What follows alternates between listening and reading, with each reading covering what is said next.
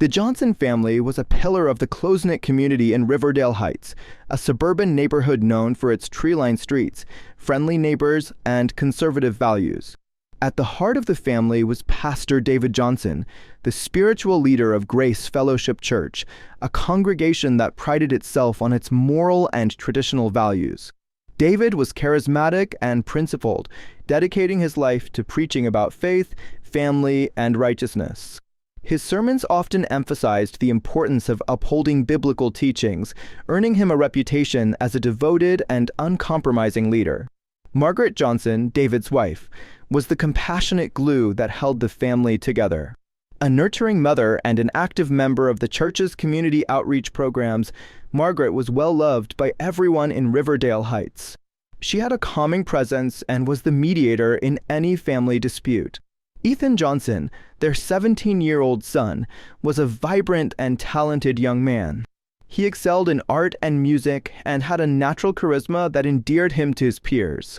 His room was filled with sketches, vibrant canvases, and music sheets, reflecting a creative soul longing for self-expression. But Ethan's bright exterior hid a growing internal conflict. He knew he was gay, a truth that clashed with his family's and community's strict religious beliefs. Fear of rejection kept him silent, but the weight of living a double life became increasingly unbearable. Ethan Johnson had spent years hiding his true self. For much of his teenage life, he felt trapped between two worlds, one where he could embrace his identity, and the other where he was expected to live according to the traditional, conservative values of his father, Pastor David Johnson. The conflict weighed heavily on him, but everything changed when he met Jordan Reyes during their junior year of high school. Jordan, with his open-hearted nature and unapologetic authenticity, became Ethan's anchor. They connected over their shared love of art and music, spending hours creating and dreaming together. Jordan's courage to live openly as a gay teenager in a conservative town inspired Ethan to confront his own fears. Slowly, Ethan began to realize that hiding his identity was suffocating his spirit and damaging his sense of self-worth. By early 2023, Ethan had made up his mind. He needed to come out. The decision didn't come easily. He spent countless sleepless nights imagining the worst, his family rejecting him, his community turning their backs, his life unraveling. But as graduation approached, Ethan decided that he couldn't start the next chapter of his life carrying the burden of a lie. He also wanted Jordan to know that their relationship mattered enough for him to take this risk. The moment came one quiet evening during a family dinner. The Johnsons sat at the table, the soft glow of the dining room light casting a warm, familiar ambience. Ethan took a deep breath, his heart pounding. He began hesitantly, "There's something I need to tell you." His parents and younger sister looked up from their plates, sensing the gravity in his tone.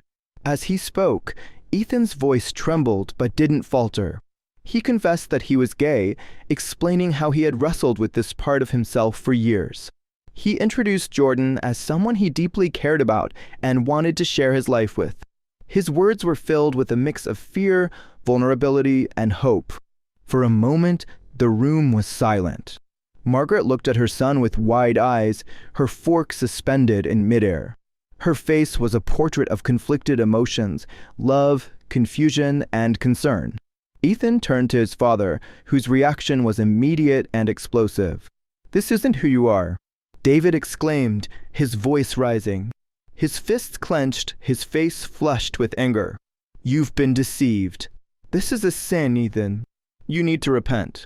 The emotional confrontation that followed was one Ethan had feared but hoped to avoid. Margaret tried to interject, asking David to calm down, but her voice was drowned out by his thunderous anger. Ethan, tears streaming down his face, stood his ground. He insisted that this wasn't a phase or a rebellion, it was his truth. Yet, his father's rejection cut deep. The confession, meant to bridge the gap between his worlds, instead marked the beginning of a painful divide. The days following Ethan's confession were filled with an unbearable tension that seeped into every corner of the Johnson household. The once warm and inviting home now felt cold and fractured, as if the very foundation of their family had been shaken. Ethan's confession had thrown a wrench into the carefully constructed world that Pastor David Johnson had built, one that revolved around his unyielding interpretation of faith and morality. David viewed Ethan's admission as a challenge to both his authority and his deeply held beliefs. He couldn't reconcile the idea that his son, a boy he had raised under the strict teachings of the Bible, was gay. To him, it wasn't just a personal issue, but a spiritual crisis, one that threatened his role as both a father and a religious leader in their conservative community. Margaret, on the other hand, was torn.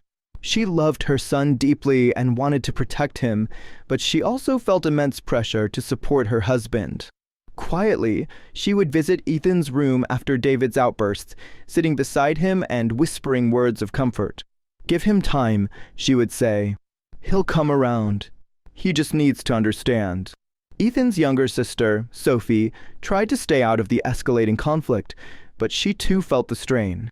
She missed the carefree days when her family could laugh and talk without arguments lurking just beneath the surface. At school, Sophie overheard whispers and gossip about her brother, further compounding her anxiety and sense of helplessness. As the weeks wore on, David imposed stricter rules on Ethan. He forbade him from seeing Jordan, removed his phone and laptop, and made him attend additional church services. Ethan's every action was scrutinized, every choice second-guessed.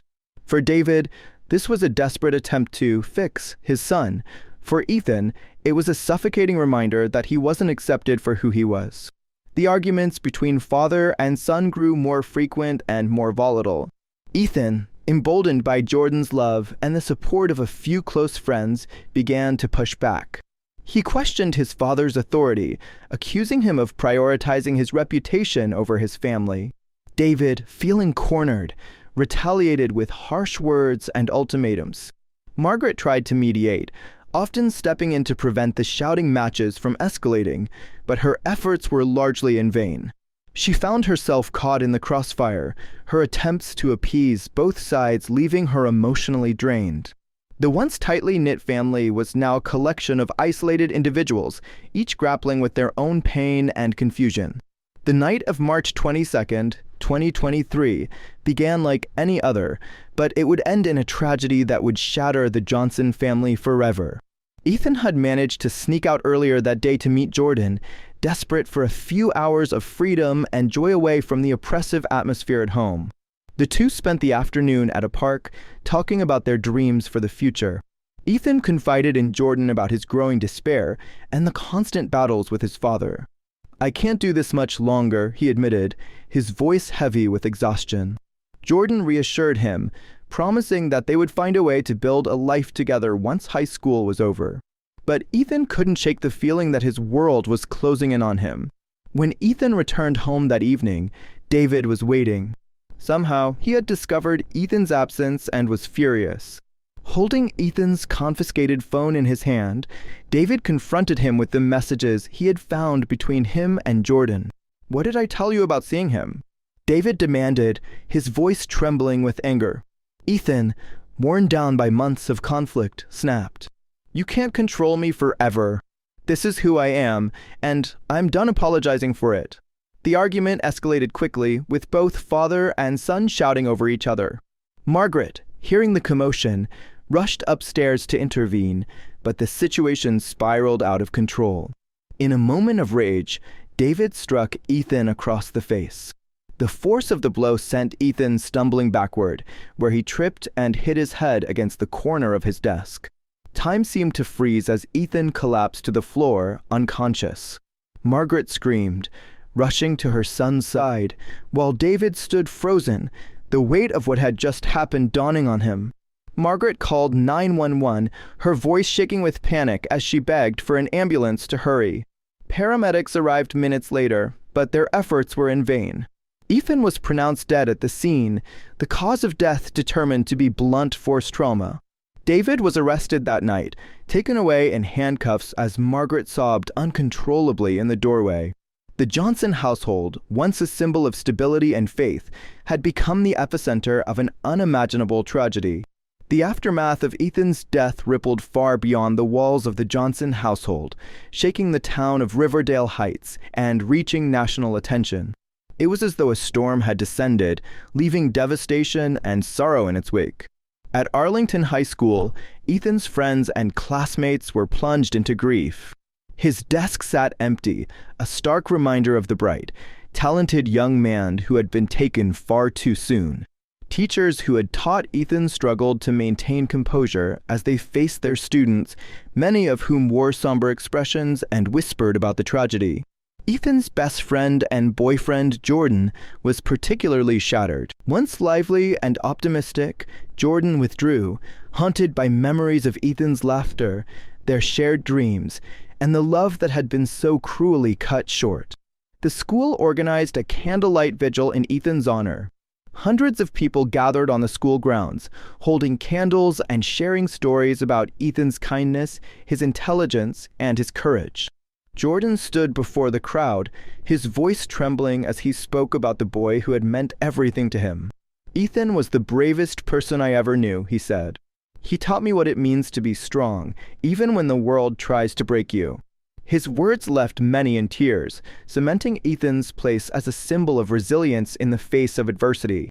In the Johnson household, grief took on many forms. Margaret was inconsolable, her cries echoing through the empty halls of their once bustling home. She spent hours in Ethan's room, clutching his belongings and whispering apologies that would never be heard. Sophie, Ethan's younger sister, coped in silence, her youthful innocence shattered by the loss of her brother. She struggled to make sense of what had happened, alternating between sadness and anger at the family dynamics that had led to such a catastrophic outcome. Margaret's grief was compounded by a deep and unrelenting guilt. She replayed the events leading up to Ethan's death over and over in her mind, agonizing over the moments when she might have stepped in but didn't. She avoided the town's prying eyes, aware of the whispers and judgments that followed her wherever she went. How could she let this happen? People murmured, as though Margaret's pain wasn't already unbearable. The community, too, was in turmoil. Riverdale Heights was known as a tight-knit, conservative town where traditional values were deeply ingrained. Ethan's death forced many residents to confront uncomfortable questions about their own beliefs and the role they may have played, directly or indirectly, in fostering an environment of intolerance. Some rallied around Margaret and Sophie, offering support and compassion, while others distanced themselves, unable or unwilling to grapple with the tragedy. Ethan's story began to spread beyond the borders of Riverdale Heights, capturing the attention of national media outlets. News anchors described him as a victim of a culture that often failed to protect its most vulnerable. Activists and LGBTQ+ organizations took up his story as a rallying cry, determined to prevent such tragedies from occurring again. David Johnson's arrest and subsequent trial became a lightning rod for public debate. The case was closely followed by the media, with every detail scrutinized and debated. Some portrayed David as a man overwhelmed by grief and guilt, a father who had made an unthinkable mistake in the heat of the moment. Others painted him as a symbol of the dangers of dogmatic beliefs and parental rejection, arguing that his actions were the result of years of intolerance. In the courtroom, emotions ran high. The prosecution presented evidence of David's escalating hostility toward Ethan in the months leading up to his death. They called witnesses who testified about the arguments, the restrictions placed on Ethan, and the physical altercation that had ended in tragedy. They argued that David's inability to accept his son's identity had created an environment of fear and despair, ultimately leading to Ethan's death. Margaret took the stand, her testimony delivering a powerful blow to the defense's narrative. Through tears, she described the mounting tension in their home, the countless times she had tried to mediate, and the guilt she felt for not doing more. "Ethan was my baby," she said, her voice trembling, "and I couldn't protect him from the one person who should have loved him the most." The defense attempted to portray David as a loving father who had been pushed to his breaking point, but his stoic demeanor and lack of visible remorse alienated many observers. The jury ultimately found him guilty of second-degree murder, sentencing him to 25 years in prison. The verdict brought a measure of justice, but it also underscored the irreversible loss suffered by the Johnson family and the community. Ethan's death left a void that could never be filled, but his story also became a catalyst for change. The Arlington High School administration established the Ethan Johnson Memorial Scholarship, awarded annually to a student who demonstrates courage and resilience in the face of adversity. Jordan, along with several of Ethan's friends, founded Ethan's Voice, an organization dedicated to providing resources for LGBTQ+ youth and their families.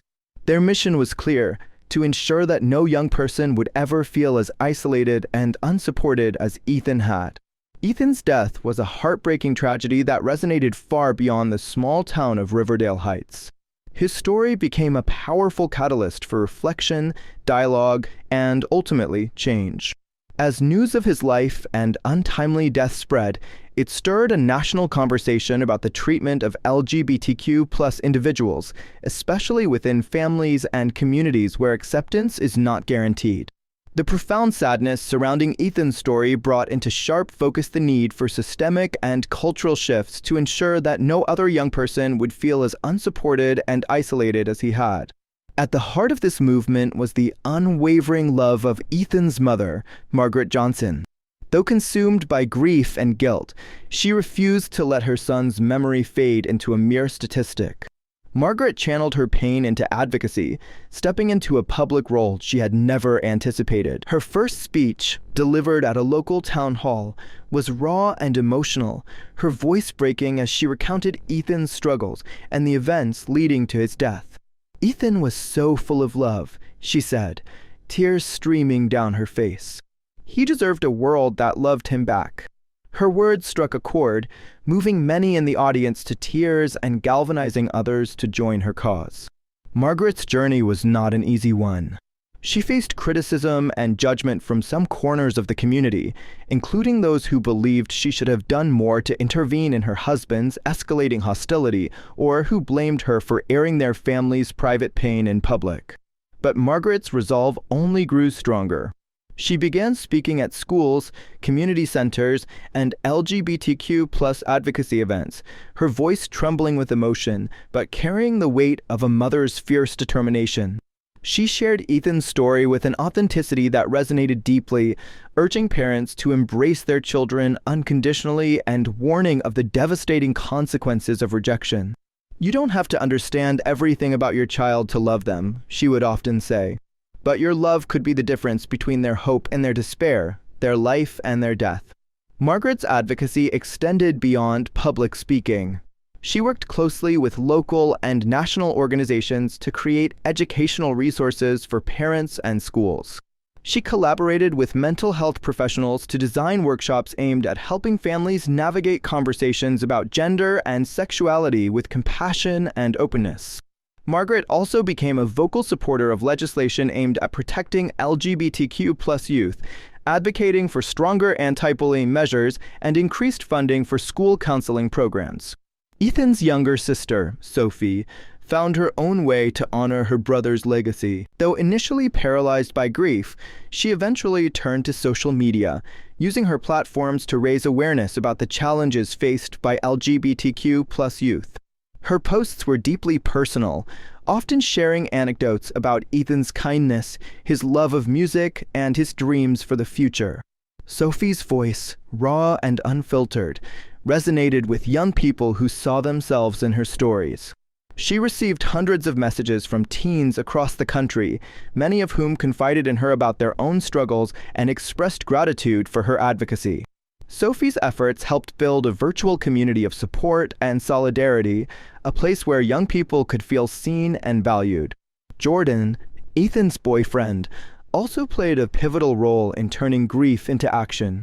Along with a group of Ethan's friends, he founded Ethan's Voice, a nonprofit organization dedicated to providing resources and support for LGBTQ+ youth and their families. The organization offered crisis hotlines, peer mentorship programs, and workshops designed to foster understanding and acceptance. Jordan poured his heart into the project, determined to honor Ethan's memory by ensuring that other young people would not face the same loneliness and fear. "This is what Ethan would have wanted," Jordan said at the organization's launch event. He believed in a world where everyone could be themselves without fear. We're going to build that world for him.